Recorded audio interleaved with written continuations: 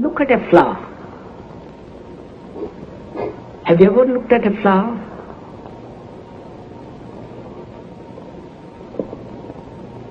Or you have looked at it, given it a name, passed it by. Or you say, how beautiful, let me smell it. All these are destructive actions which prevent you from looking at that flower. The speaker is Krishnamurti, one of the more challenging and creative men of our time. During the past 4 decades, the writings and talks of Krishnamurti have attracted an increasing audience in Europe, Asia, and America. This series represents the first time that Krishnamurti has allowed his talks to be filmed. In this second of 8 programs, filmed principally in the Ojai Valley in California, Krishnamurti, in public talks and in informal conversation, speaks directly to the fundamental problems of today. In particular, he speaks of the problem of change and suggests that the real problem is not changing society, but changing ourselves. Various forms of entertainment, including churches, but it has no meaning. Is it possible to empty the mind of the no? One must have asked this question vaguely or with a purpose, because one suffers, one has anxieties, whether it's possible to go beyond, or one has vague hints of it. Now we are asking it, we are asking it as a question which must be answered, as a challenge which must be responded to. And this challenge is not an outward challenge, but a psychological inward challenge. And we're going to find out whether it is possible to empty the mind of the no. Look at that oak tree. Actually look at it.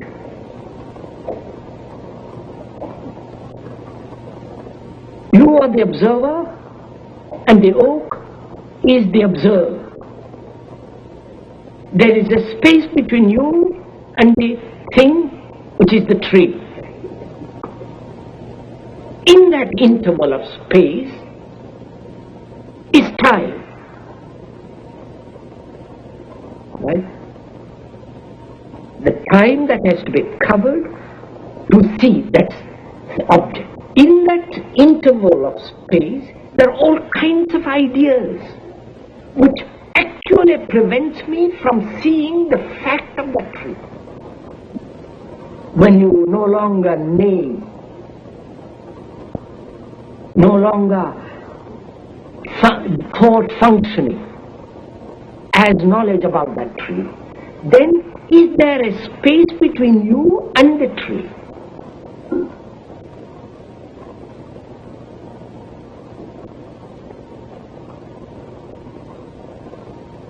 Then, if you go into it very deeply and observe all this, then the observer is the observer, which is not the observer identifies himself with the tree. Observer is the image which has been created. He is the sensor, the entity that judges, compares, all that. And then he looks at the object.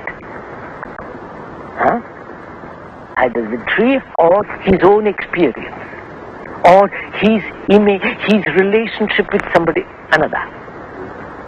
So the observer is the image looking at the image which he has created about the other. So the relationship between the observer and the observed is not a relationship. It's 2 images looking at each other. Now, if the observer when the observer has no image at all, which is quite a tremendous inquiry, which is meditation, all that, then the observer is the observed. What is the observer. Not the observer is looking at what is. When the observer is the observed, and the observer has always acted as though the observed is something different from himself, then he could act. But when he realizes that the observer is the observed, all action ceases on his part. And therefore all effort.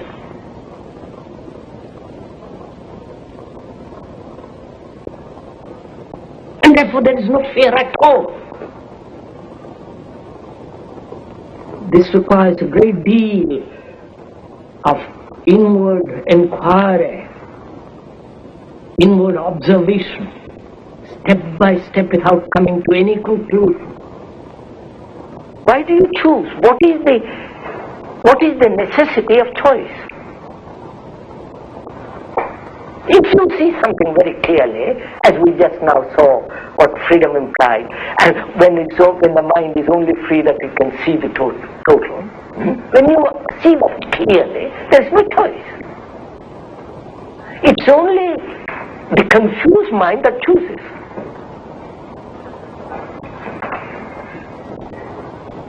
Awareness takes place only when there is no choice, or when you are aware of all the conflicting choices, conflicting desires, the strains, just to observe all this movement of contradiction.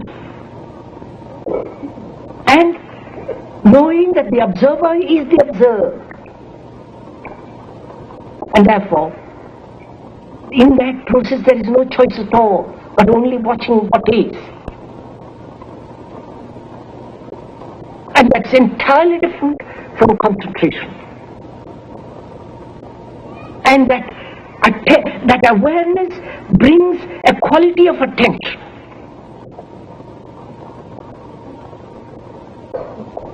In which there is neither the observer nor the observed.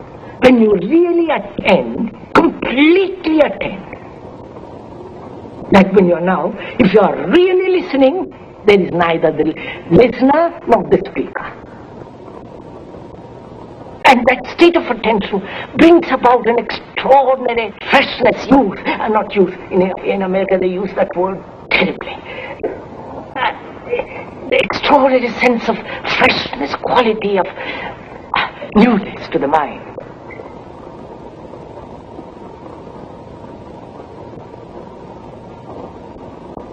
And this emptying of the mind with all the experiences it has had is meditation. If you observe very closely, and that's one of the most arduous things, and that doesn't need effort at all, just to sit of an afternoon whenever you have time and leisure to look at it. To look at a flower, to look at yourself, to look at all the movement of your thought and your feelings and your reactions. Just to observe without any choice, which is the beginning of self-knowing. And without self-knowing, man is caught everlastingly in confusion and misery. The thing that so strikes me in the talks and the conversations that I've listened to is the contemporaneity, the immediacy, the directness. Yes. Of our problems. What we're talking about, and then of our problems. Yes. And I am at the same time so struck by the fact that most of the things of the world in which we live are designed in one sense simply to distract us from an understanding of the problem. Yes, quite. So isn't it really, we have developed a whole network of escapes. And we are caught in those escapes. And those escapes are preventing us from understanding the problems. The problems are there. Whether, India, here, or Russia, anywhere, they're there. But I'm not at all sure if religions, organized religions, dogmas, sects, have not taken us away from the central fact of being able to face these problems. Not translate them, you heard what I mean, not try to go beyond them, but actually face them and see if we can't dissolve them. And thought creates the past, the present and the future, which is time. There is time by the clock, chronological time. We are not concerned with that. If you have to keep an appointment, have it, and so on, you must have the chronological time of yesterday, today and tomorrow. But we're talking about the psychological time, which thought has bred. And that time is the product of thought.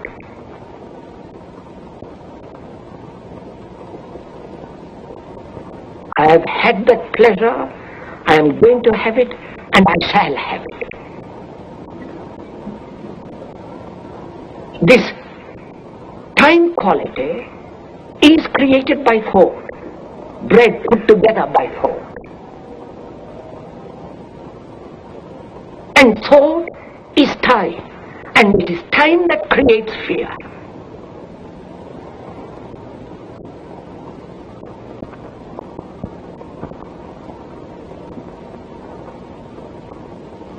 And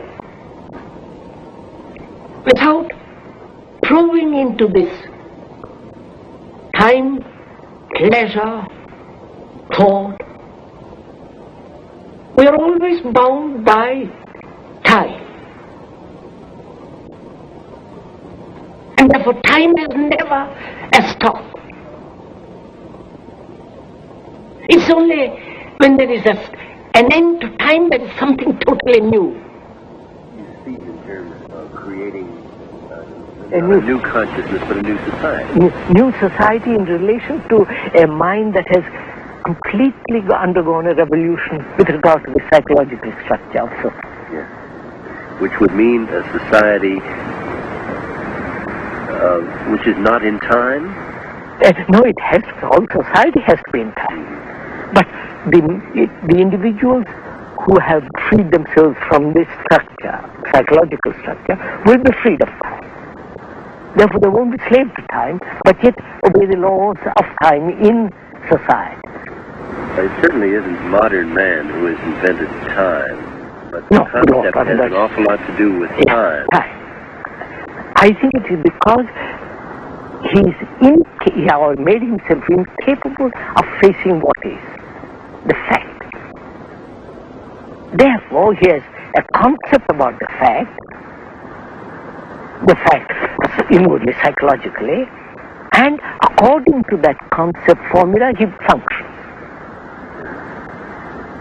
Therefore, the fact, the formula, and action are contradictory with each other. Yes. And therefore, he is in constant battle with himself.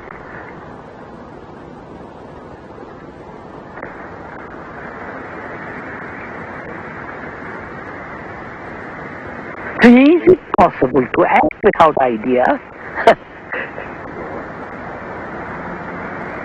Idea being organized thought, and therefore formula. Yes. It's only the free mind can see the whole. Right? But he must have some experience of the whole in order to see it. No. To see the whole thing, you need a very sharp mind, a clear mind. A mind that's not biased. A mind that says, this I like, this I don't like.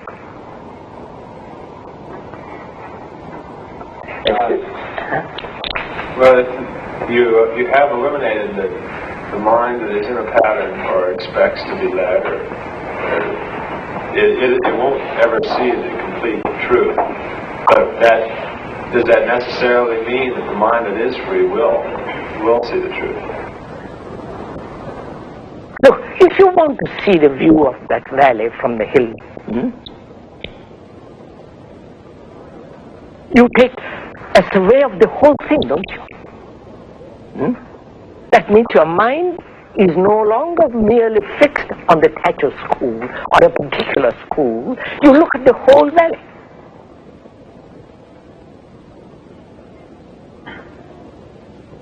So here is a whole complex map of life, business, all the rest of it, very complex. And to understand the whole of that, you must be free to look. Therefore we say, free the mind from fear. As long as there is fear, that fear will take shelter in a belief. Christian or doesn't matter what belief. Because fear demands comfort, security, hope, and all the rest of it. So, being afraid of something, therefore something else, that fear must take shelter in something. Therefore, whether you believe in reincarnation or not, or some other belief, is the same. All beliefs are the same. Because they are essentially born out of this fear.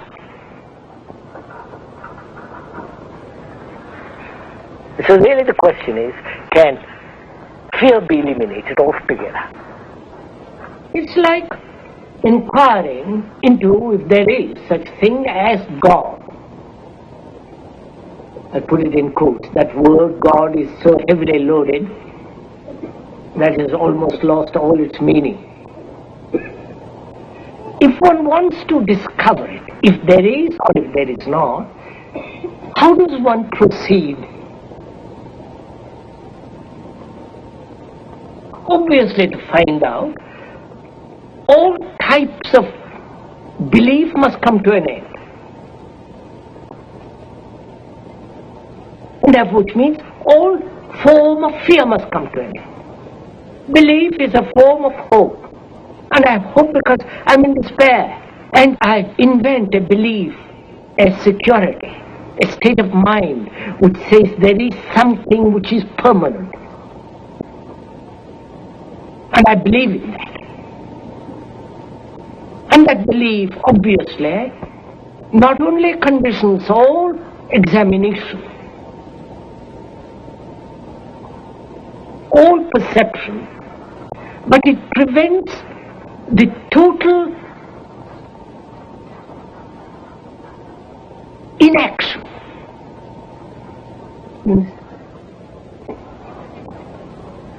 What is thinking? You ask me what is thinking. So my mind begins. Let's go into a little bit. First, I can say, I really don't know. Then we can begin to analyze and say it is the response of memory. You ask me, what is my name? And I know because I've repeated so often, I tell you immediately. Now, you ask me a little more complex question. It takes the time interval. In that time interval, the mind is in operation to find the answer. But if you ask me a question, something which I don't know, which nobody knows, which no book or philosophy answers it, then I can honestly say I don't know.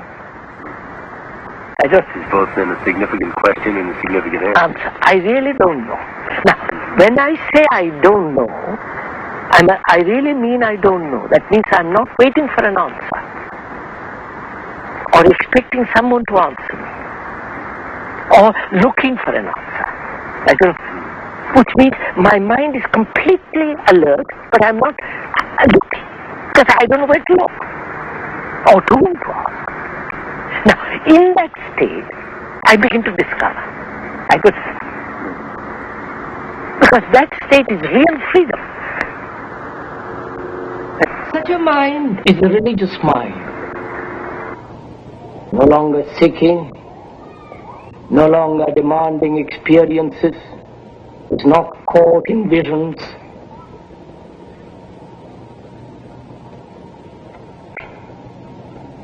And such a mind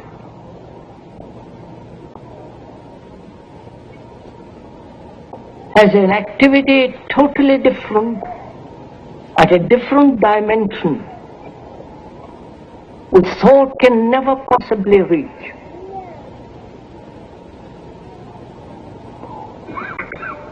Thought has a place, very small place, but when one realizes that thought has no place at all, which doesn't mean you live on ugly little sentiments, emotions.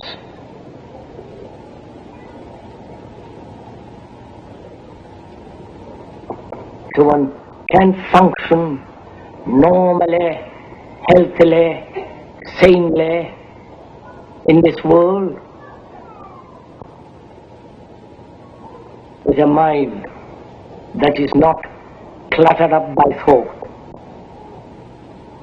And it's only such a mind, the religious mind, that can know something beyond all the imaginations and structure of man's hope. There is no perfect society. And society doesn't want man to be free. Society does not want man to be free, because freedom means, according to social, freedom means disorder. Revolt means disorder. Revolution means disorder. So society says, forbids that. But man is always seeking freedom. But freedom merely outwardly in relation to the social structure. Therefore, he is a revolt against society, but not revolt against the inner psychological structure which has created the society. I don't. Yes. Therefore, the genuine radical is the revolution occurs within the human being. Yeah. Within the skin rather than within the framework of social order. We are taking a journey together into the whole psychological structure of man.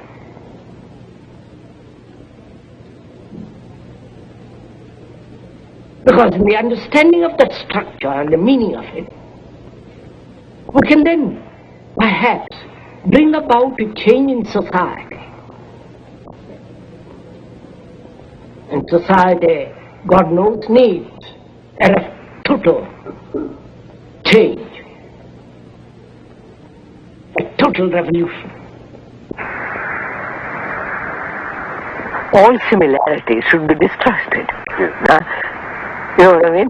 So, psychologically, man has built this extraordinary structure called society. Because inwardly he is that. But outwardly he is going to lay down laws how to control that. But inwardly we have... Yes, I follow. Inwardly we are just wild. It seems to me that society and the individual's inner makeup, that a society and an individual's inner makeup can be governed by quite different laws. In fact, be two quite different things. And I know much less about the laws that may govern an individual inwardly than I do about the laws that govern society. Naturally. And yet at the same time, from what little I know about the laws that govern society, I find I have a profound pessimism with respect to creating a new society. Quite. So that's why, sir, the problem is not changing society at all. And we always go off about talking about changing society, good society, great society and all that. I think the real problem is, can there be a real mutation in the human mind? That is the real question. when that takes place, society will look after itself. It is as if that human society may have evolved, but the human being as such has not. Has hardly evolved. And that, of course, and that awakens a problem, brings a problem. Is there evolution? Psychologically, not outwardly, there is. But psychologically, is there such thing as evolution? That is, becoming better, changing from this to that, or creating an inward perfection. All that implies time. And time is essentially, through time you can't possibly change the psychological factor. So if one can put away all idea of gradual revolutions inwardly, then we have to face the fact what is inwardly each minute and see if that fact, if what is cannot be absolutely be eliminated immediately. That is the real question. I don't know. There is no end to talking, to words, to attending meetings, and reading.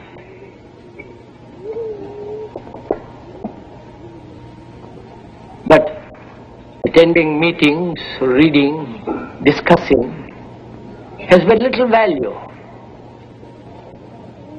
If attending meetings, discussions, and all that stuff, it is merely a stimulus, then you are dependent. As people are dependent on LSD, on music, on pictures, on doing something. And as long as one is dependent, one is in conflict, one is in despair. And one has to come, not through reading, to discover the whole process of knowing oneself. For the knowing of oneself is the beginning and the end of all misery.